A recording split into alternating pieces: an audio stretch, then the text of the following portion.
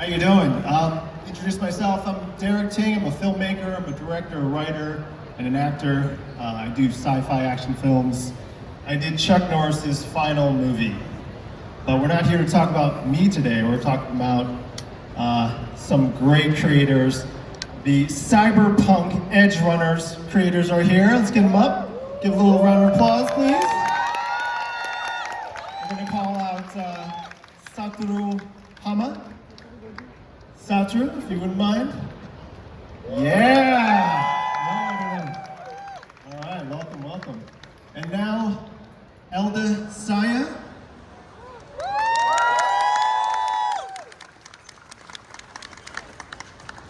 And of course, you might know him as Gus Fring from Breaking Bad, or perhaps Moff Gideon from The Mandalorian. Let's welcome the one, the only, Giancarlo Esposito.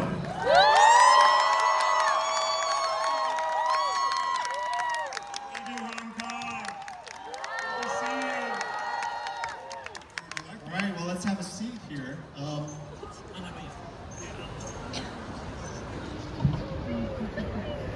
Okay, well, I think it'd be a good time to introduce yourselves, a short, brief intro, and then we're going to run into some clips and talk about the development of the show, Cyberpunk Edgerunners.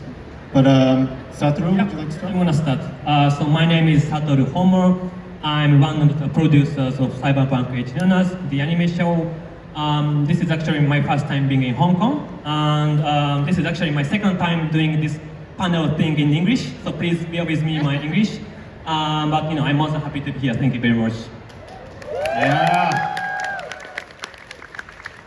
So my name is Elder. I was the producer for Cyberpunk Edgerunners, as well as the executive producer for Cyberpunk Edgerunners 2, which we're working really, really hard on right now. Right. Well, we kind of know this person sitting next to me. Giancarlo Esposito, I'm honored to be here in Hong Kong. Truly honored to be here on this panel for Cyberpunk Edgerunners, for sure. Is this your first time to Hong Kong? This is not my first time in Hong Kong. I was here about 13, 14 years ago and really loved it. I came with my daughter, who then was about 9 years old, and we went everywhere and saw everything. And we were very impressed by this city, and it was our favorite on a trip that brought us first to mainland China and all through China, and then we came to Hong Kong and we were at home. Yeah. Well, I know you are a world traveler, starting and born in Denmark. That's correct, yeah. I was born in Denmark to a mother who was an opera singer who traveled Europe and met my father in Naples, Italy, and then they performed together while he was a stagehand, she was in Rome. But since then I've gotten their gene, and I've been traveling all over the world making film and coming to Comic-Cons to see all of you. Kicking it off here in Hong Kong. Okay, well, of course I'd love to have a very long conversation with you and talk further about your background, but I think Satoru has a clip that I'd like to play of your performance in Cyberpunk Edgerunners. Yeah, so maybe let's gonna switch the slide. Today we're gonna be talking about Faraday, the character voiced by Mr. Esposito here. And well, first of all, I'd like to ask, do you know Cyberpunk Edgerunners? Of course they do! Good to know. Yeah, so when we usually talk about Cyberpunk Edgerunners, we often talk about, protagonist David Martinez or other female characters like Rebecca, Lucy. We actually seldom have a chance to talk about Faraday, So since we are more than honored to have Mr. Esposito here today, this is actually first time we ever deep dive into, Faraday, and we're gonna be sharing some never before told stories about Faraday. I hope Mr. Esposito will like it as well. But first of all, let's take a look at 1 minute video clip of him acting as Faraday in the show to appreciate his acting. So here we go.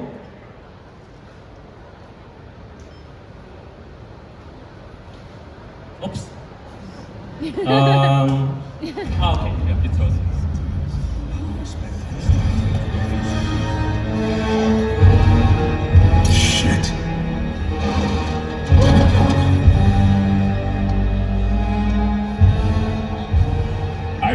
was clear when I requested only the navigation data, not Arasaka corporate property. You got what you asked for, didn't you? What I asked for, above all else, was your discretion in the matter. We tried, but you know how things be sometimes. Gotta improvise. It was imperative I learn Tanaka's routines, the places he frequents. So check the navigation data. So there. Your joyride puts us back at square one and Tanaka on high alert. He's already switched sites. The data's useless. Okay, switching sites for what? That's not for you to know. God damn it, man. How in the hell are we supposed to do the job right when you leave us in the dark? The less you know, the less I risk. Understand this and understand it fast. I do not pay you to think. I pay you to check the boxes off my list. It is my place to see the larger picture. It is yours to listen. You will do as you're told. That is how our business is done. Are we clear? Whoa. That voice, it just draws you in. Hot! Hot! So hot! Me? Okay. Well, I'd like to talk. Let's start with the creation of this show. It's a beautiful show. It's a piece of art. Every frame, I just want to just pause it. But I'd love to hear from you, Satoru, how you create the show. I know you guys come from video games as well. Yeah, we are from CD Projekt Red. We are actually a video game company in Poland, although we are working in Tokyo, Japan. And we have an animation studio called Studio Trigger. They are Japan-based studios, and they do all the drawings, designing things. We are responsible for managing our IP. Cyberpunk is our IP, so that we worked together with Studio Trigger to produce this Cyberpunk Edgerunners. So we did like story writing process while Studio Trigger was responsible for designing things. But I guess Saya can probably extend it a bit more about like how we cooperated with Studio Trigger. Yeah, Studio Trigger, for example, for the voice acting casting process, Studio Trigger handled everything in regards to the Japanese casting. For the English casting and also the English script writing, we handled it on the CD Projekt Red side. And for example, when I was handling all the translation processes and the dialogue writing. So for example, when I was writing the dialogue for the character Faraday, my process is I typically have like a reference in my head, a similar character archetype. And at that time, Mr. Esposito was playing a very iconic villain role. And I had that character's voice in my head when I was creating the character dialogue. At the time, I didn't think that our project would have like the budget to actually reach out and to your agency. But Netflix actually came to us saying, we can reach out to him if you really like, if you want to cast him. And I was like, that would be really amazing, can we? And you actually really, I'm really thankful that you accepted the role. If you remember that time hearing about this project. No, I do, and I was very excited because, actors, we love to expand what we do in our toolkit, and I've done a lot of work on the mic, and working on the mic is very different than being on camera. And for me, the challenges of this were very specific, because I don't know if you remember, but the cut that I got was completely in Japanese. And I thought to myself, oh, this is a very specific characterization in Japanese. So when I saw it, I wanted to have that attitude doing it in English. And the challenge was to be able to fit all of what you had written in English to give it a Japanese feeling and then maintain that, but to fit it in to what I'm looking at and what's being in my ear, which was Japanese. And so it was really, it was a wonderful challenge to tackle because a lot of things are going through your head. And you're on, we're on video with you guys all over the world, and I'm in the recording studio thinking, how can I bring my best self to this particular character, forgetting any character I played before. So if you notice, my vocality is a little bit deeper. It's not the same as anything I've done before. And the challenge was to be able to fit it in, and take certain cut certain sentences, make them shorter, have my dialogue be a little faster or more stilted without being too laid back, because there was a timing I had to fit into. And so I really loved it, and it really stretched and allowed me to use my imagination to make it even better. Yeah, it was, we were doing recording in 2022, which was the tail end of COVID, and it was a really challenging process because, like you mentioned, we were all attending the recordings remotely, so you really rose to the challenge and provided us, breathed life into this character for us, so thank you so much for that. It was a real honor to work with you. Oh, my pleasure, truly. And actually, this is our first time meeting Giancarlo in person, so I have to thank Hong Kong Comic Con to, having this opportunity. Thank you very much. Yeah. So cool, so cool. Can I ask you, because I know you're working in the recording booth, to give context, you don't have a living environment in front of you, so could you expand a little bit on the imagination, or do you have any specific exercises that you might do, maybe to work yourself up for a role, or? Well, I always have a physical exercise I do when I start my day before I'm working at any time, because it allows me to be more in touch with my body physically. And when I'm doing anything in the studio, I allow my body to move as the character's moving, because you have to hear breathlessness, you have to hear anxiousness, you have to hear stillness. Or you hear that on the mic, even though I'm looking at something that's already animated, and it was animated so beautifully that, again, I wanted to give it my best and bring the physicality to my vocality as well. So there are things that I do. Because I had the animation, but I'm not in the world on screen with the character, I'm in the studio doing the voice, I had to allow myself to transport into that world on the screen to see and feel everything that was happening. So I would ask for it to be played back again so I could feel the physicality of the character and actually do it on the mic. Amazing, amazing. Satoru, I know you have, talking about character and talking about the visuals and not having that in front of them, maybe you could, I guess we want to talk more about Faraday, so I have brought some materials. This is actually the screen capture from the pilot episode that we created back in 2017.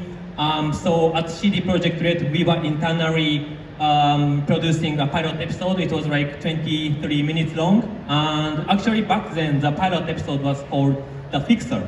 Actually, the fixer is Faraday. So you are actually supposed to be the protagonist of this project from the very beginning.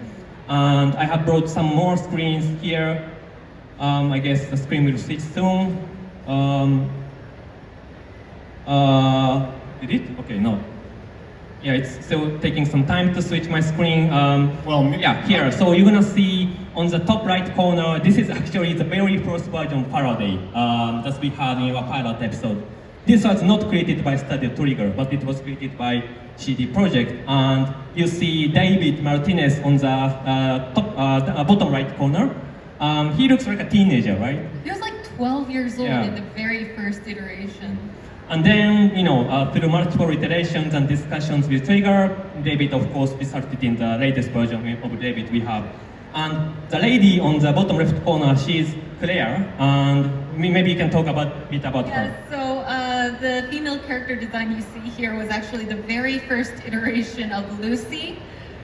She was, I think, 25 years old in the first iteration, and her name was Claire. And all I can remember of what we wrote for the very first prototype is that she dies in episode 1. So I'm very glad that we changed that in Edgerunners. So she's the heroine, and she survives with us until the last episode. Yeah, so I guess we didn't tell Mr. Esposito that, Faraday was supposed to be the protagonist, but I wanted to ask, if, for example, your role is protagonist, whether protagonist versus antagonist or villain, does it really influence your way of acting? How do you approach these specific types of roles in animated series, for example? Well, I try to find the opposite of what the character is, so he can be human. So he's not completely villainous. And so in our story, Faraday is working for Militech, if I'm correct. That's right, yeah. And he then defects to Arasaka because he sort of grows to want to be the boss and be on his own. And so those characteristics always impress me because he starts out by manipulating and intimidating, but then he realizes that we got to take out the middleman. I was excited to do this because that other person I'm working with, Martinez, ended up being Zach Aguilar, who I know and really like. And it was interesting for me I didn't know him well then, but I knew he was going to be that character. So that helped me have a visual of someone that I'm acting opposite of and someone I'm trying to control within the story. It was a great help to know it would be him.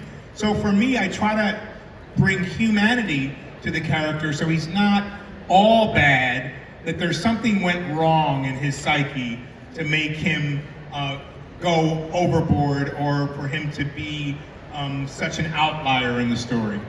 Did you provide him like a deep backstory or sort of like a synopsis sheet or? Yeah, we basically provided him a synopsis sheet, and the voice recording process for Cyberpunk Edgerunners was that we never told the actors what was going to happen in the series. So when the actors would come in the day of, we would give them the script, and they would read through it and realize, oh, I'm going to die today. And that, like you mentioned, Zach, who played David, he said that this was actually helpful for him personally because he would be able to get into the surprise of what would happen in that episode, and it kind of gave him a little bit more help to play the scenes organically. Well, you have to understand too, if you can imagine this, nothing was in English except for the English that you wrote for me. So I'm asking them to back it up. And I guess everyone was wondering, why does he want it backed up? It's not in English anyway. But I could understand what was happening even though it was in Japanese. So it gave me an idea. And then I wanted them to go further than the scene that I was in so I could see what the aftermath, the consequences of what happened to me were. So then I could link it together somehow.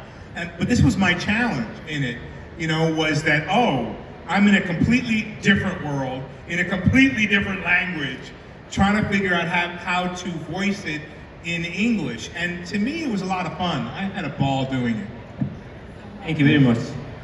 Amazing. Well, I think speaking of other visuals, you want to show the visual development about David Martinez, right? Sure. So as you saw, the project was originally called Pixar, and this means we had a lot of iterations of stories because Faraday was the protagonist, but he eventually became an antagonist. So we had like 6 to 7 versions of scripts we had, and every version was like written in full, like for the 4 episodes. So that it was really a lengthy process. But at the same time, we developed visuals with Studio Trigger simultaneously, and I'm trying to switch my screen, but it's not responding. Here it comes. So this is actually the very first, not very first, but one of the concept arts drawn by CD Projekt, not Studio Trigger. So as you can see, this is not like super anime style, right? But instead, we had very specific like theme around David, especially his yellow jacket. This is actually the medical jacket, medic jacket or medic? Paramedic jacket. A paramedic jacket, and because his mother is actually a paramedic, the jacket was actually given from her, right? And we wanted to have this jacket for David, and then Studio Trigger did further explorations based upon this concept, and they, as you probably know, they kept this yellow jacket, right? So that's they really respected our policy of designing David, I would say.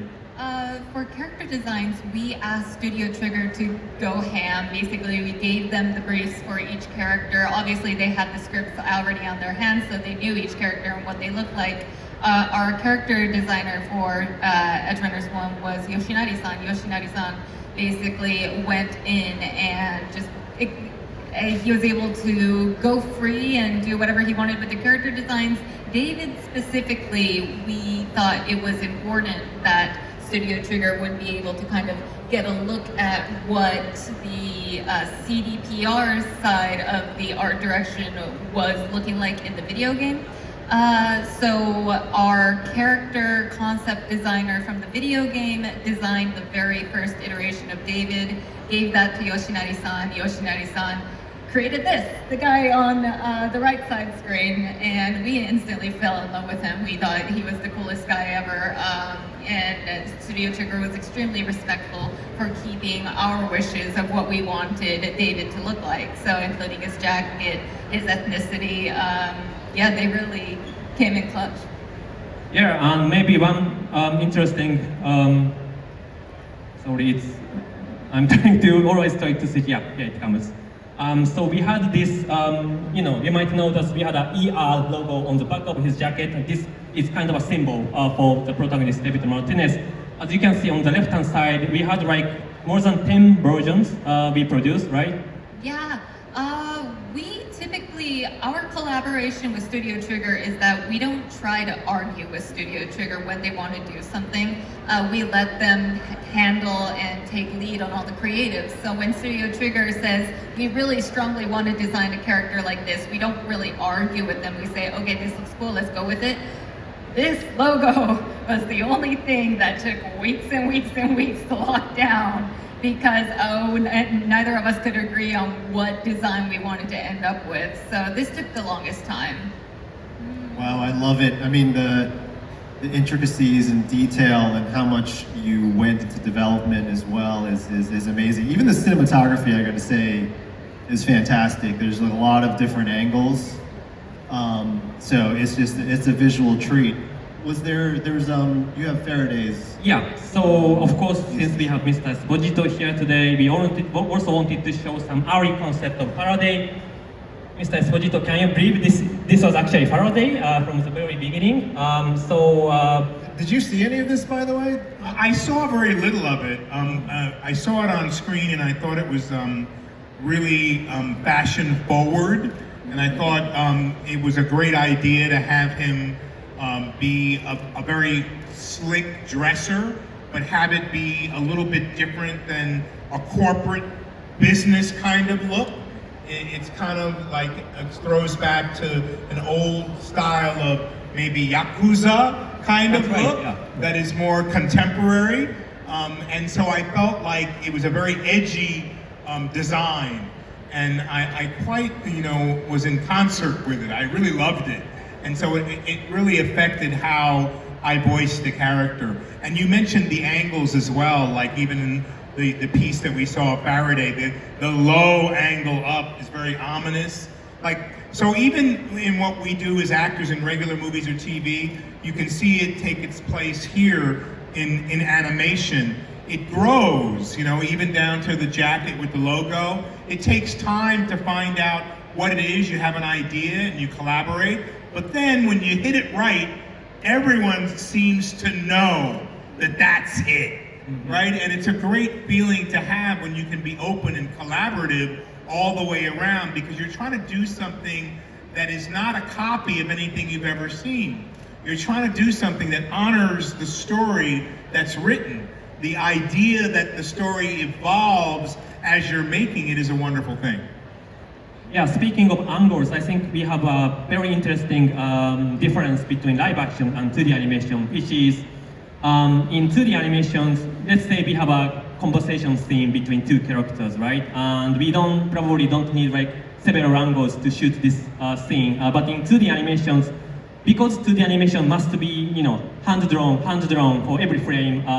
If we show like two static heads talking with each other, looks pretty boring, right? So that's in 2D animations, we need like a lot of angles from here, from there. As you saw in the 1 minute Faraday clip, I think Studio Trigger did a fantastic job to kind of make sure that it entertains the audience, right? So all those differences between live action and 2D animation, I think initially as CDPR, because we didn't have any experiences with 2D animations, we were newbie in terms of 2D animation. So Studio Trigger did an amazing job, I guess, to make sure that it actually works as an anime medium. But it takes you have to explain to them what you kind of see and would like, right? And tell them in a way what your vision is. Did I just hear you say you had never done this before? So, CD Projekt, we are, of course, we are video game companies. We have produced video games like The Witcher 3 Wild Hunt or Cyberpunk 2077. I'm pretty sure, some of you here know about it. We are professional in terms of like, video game is much closer to live action, I would say, than 2D animation because we can easily change angles by, like changing some settings and, right? But in 2D animations, you actually have to draw, every frame by hand drawing. So I guess I would say we were pretty beginners in terms of like 2D animations. And this even won the Anime of the Year in 2023. So I think we did a very good job here. Yeah, excellent job. Yeah. I was talking to them backstage, and they're super humble. They are just so humble. I mean, like Elda, you worked on Final Fantasy, one of my favorites. I'm a total game guy, so I'm nerding out. And I do want to mention too, because I come from action, that the action in this is superb. The way David multiplies when he's speeding up is just it's unique. I haven't seen anything like that before, and to do that, in anime is. Yeah, of course, Satoru and I and everyone at CDPR, we were amateurs when it comes to animation, but of course we were working with Studio Trigger, who is masterful. They've been doing this for decades and decades, and so we really relied on them completely when it comes to animation. Everything that you just praised regarding like the action style and their bombastic visual language, that is something that they've been perfecting forever. So we were really able to rely on them to bring our vision to life. But a little bit about what Satoru was saying earlier, the reason that we had like 5 to 7 iterations of the script is because we kept on going to them with our knowledge of video games, saying, hey, this is a 10-episode script for an anime that we think would look good. And Studio Trigger, because by that time we had a good rapport, Studio Trigger just looked at us and said, this would probably be a good live action script, but this would be a very terrible anime, Elder. And so we were like, okay, but how are we gonna make an anime script? So we sat down and had Otsuka-san, who helped us write the script for Edgerunners 1, and we really sat down, had to do several iterations with them to be able to make an anime that now you see as Edgerunners 1. Wow. Collaborative effort, huh? Sort of. Of course, yes, for sure. Well, actually, when we were talking, what do you think about? I'm going to put you on the spot here, okay? What do you think about a prequel with Faraday? Well, I would love it. Sure. Tell these guys, write it, baby. Look, it's part of what I love in my life is that I get characters to play and challenges as this that are inspiring. And when I get inspired, then I want to bring all of my talent to have it come alive. And I think it's indicative of how I look at life. I look at life in wonder, enchantment, and joy. Why do I come to Comic-Cons? Is because I feel like people allow their old self to be left behind, and they have a few days where they can be the self they've always wanted to be, right? And to me, that's really free. That's living in wonder, enchantment, and joy, and that's living as if you're a child again in many ways. That's a good thing. We become so jaded by the world and so programmed by our telephones and our media that to be in an anime world is freeing, because you can then do what you want to do, be who you want to be. And for those who come to Comic-Cons and dress up, that's the world of play. And how often do we get a chance to play anymore and really be our true selves and be uninhibited for people to see that? So for me, yeah, let's go. Let's make another one. I'm game, baby. Especially if I look like that. You heard it at the very first Hong Kong you know, this was a particular challenge. But I picked things I've never done before. Again, an analogy for life. You know, I gotta say, Far Cry 6, I had never done that before. And I like to do things that don't have me in a comfortable place, right? Like after I did Breaking Bad, people wanted me to play that particular character over and over again. And I said, even for Far Cry 6, I said, well, I don't want to play what you think you want me to play.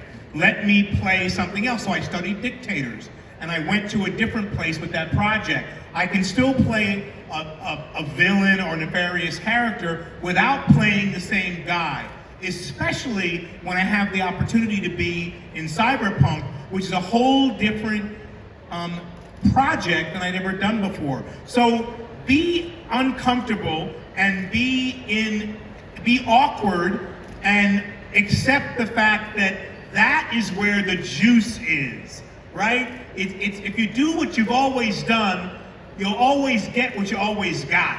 If you do what you haven't done, you'll grow. You might even have some fun.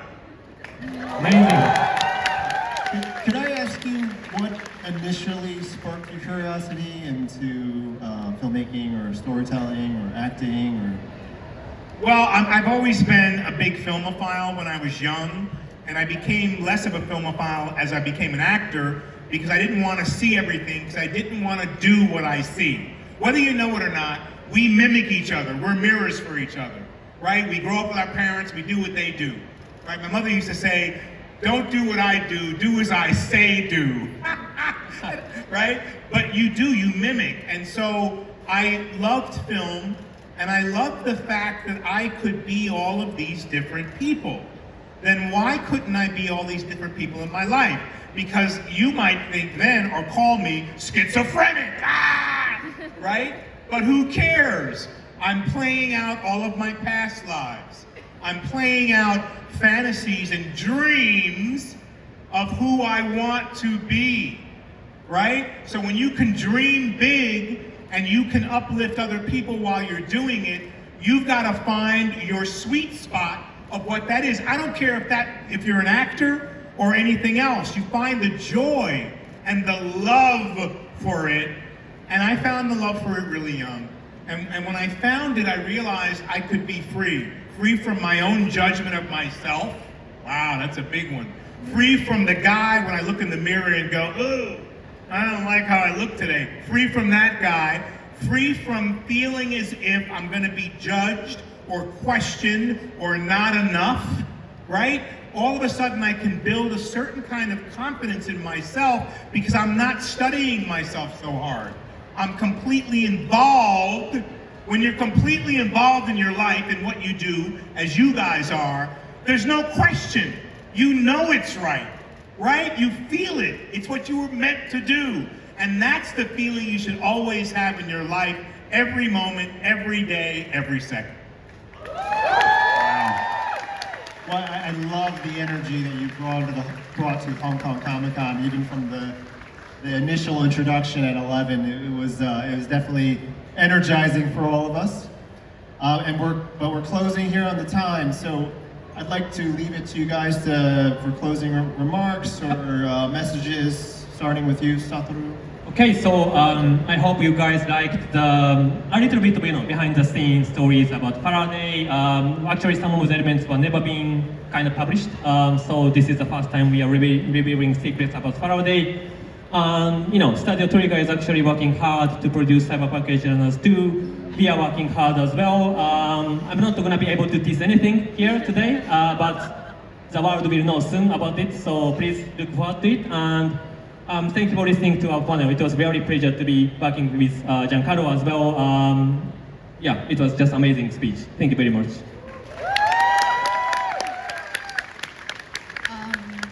Earlier when I made my introduction, and also just Satoru said, we are working really hard on Edgerunners too, but I'm so glad that I came here today and also heard your speech from earlier, because I think when we are sitting in our office and watching this just interacting with the monitor and working in monotone day by day, we start to lose, it's not necessarily losing passion, but we aren't interacting with our wonderful fans, and we're not day by day interacting with our actors and our devs and everyone working on the scene. So just being able to talk with you today and see how much passion you put into the project, and also all our friends here who are cheering us on and looking forward to what we're making, it just makes me really energized to go home and get back on the grind and make sure that we deliver something that hopefully you guys will love just as much as you loved Edgerunners 1. So thank you so much, everyone. It's so interesting to me and so very clear. Like, you guys realize that we have never met, right? Right. This is the first time. Through the wire, through the computer, we've been connected by the work. I was inspired by what you guys made.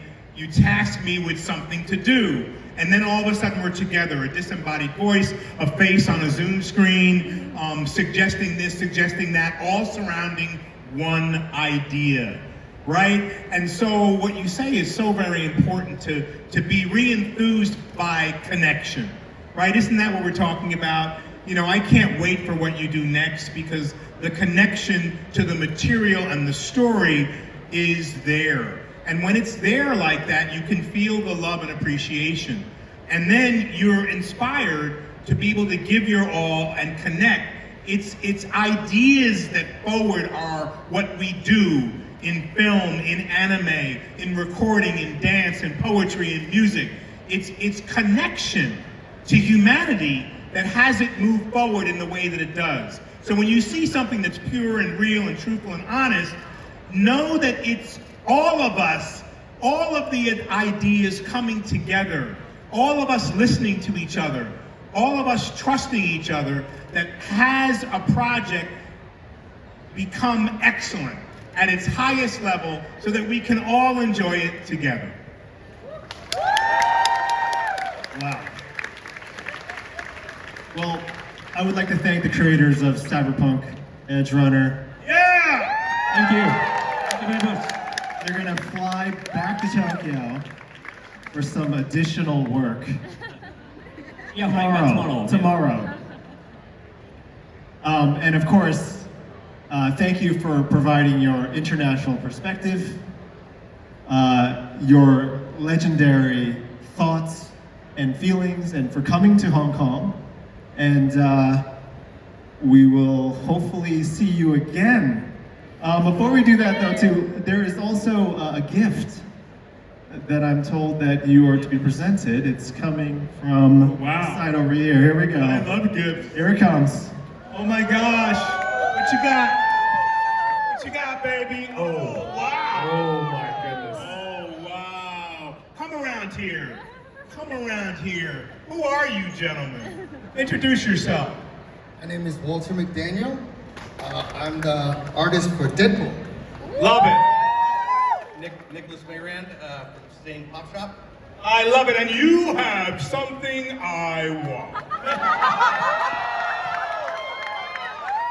Lovely to meet you. Thank you. You're very welcome. Thank you for being here. What a pleasure. Should I open this? What is it? It's this. Oh my God! I was really hoping it was that, baby.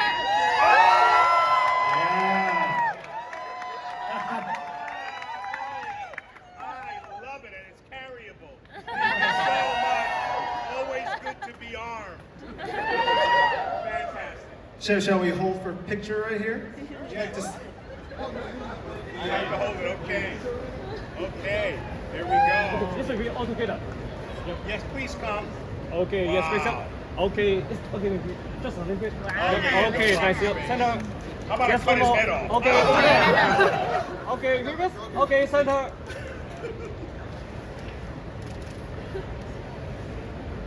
Yes. Fantastic. Okay, thank you. Thank you so much. Thank Thank you. you. Wow, give it up. Thank you, everyone. We love you, Hong Kong. Comic Con. Yeah, baby. Enjoy your time. 1,000 me's.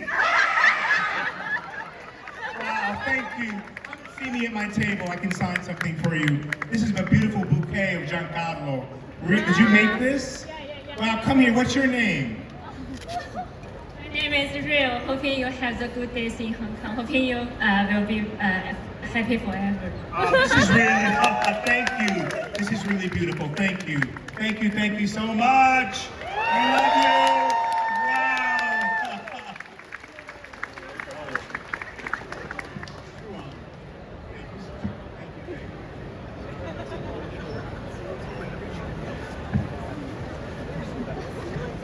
So cute.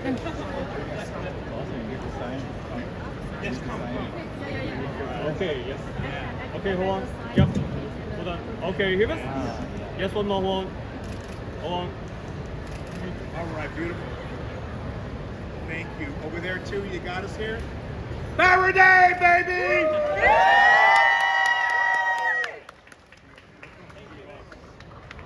All right, give it up one more time. Thank you.